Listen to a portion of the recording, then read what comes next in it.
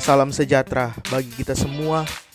Jika saudara-saudara sekalian merasa diberkati lewat video-video saya, kiranya dapat mendukung saya lewat klik tombol subscribe, like, komen, dan share video-video saya.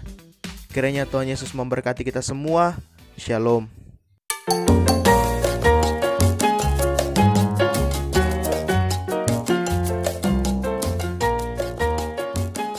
Damai dari Tuhan kita Yesus Kristus beserta kita semua.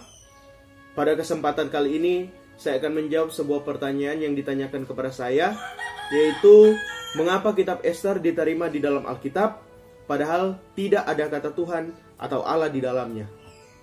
Saya akan menjawab ini secara sederhana, bahwa memang betul kitab Ester tidak memuat kata Tuhan atau Allah, memang tidak ada. Lalu ditanyakan, jika memang tidak ada kata Tuhan atau Allah di sana, kenapa dimasukkan atau diterima sebagai kitab suci? Kenapa diterima sebagai bagian dari Alkitab? Satu hal yang perlu kita sadari, bahwa suatu kitab diterima atau diakui sebagai firman Tuhan, itu tidak ada syaratnya harus mengandung kata Tuhan atau Allah di dalamnya. Walaupun kita melihat bahwa di kitab-kitab lain terdapat kata Tuhan atau Allah, namun itu tidak bisa menjadi standar bagi kita bahwa kitab yang tidak menyebut kata Tuhan atau Allah tidak boleh diakui. Kitab Ester memang tidak mengandung kata Tuhan. Kitab Ester memang tidak mengandung kata Allah. Sementara di sisi lain ada kitab-kitab yang sangat jelas mengandung kata Tuhan atau Allah, tetapi tidak diterima baik di kanon Yahudi ataupun di kanon kekristenan. Nah, memang kitab Ester tidak menuliskan kata Tuhan di dalamnya. Kitab Ester memang tidak menuliskan kata Allah di dalamnya.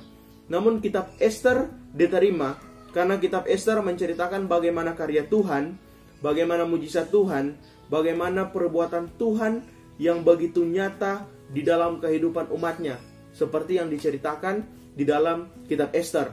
Bagaimana seorang yang bernama Haman, dia berusaha untuk membasmi orang Yahudi, dan bagaimana seorang Ester yang demi menyelamatkan orang Yahudi, bangsa Yahudi pada saat itu mempertaruhkan nyawanya, lalu menghadap kepada raja, didukung oleh pamannya yaitu Mordekai.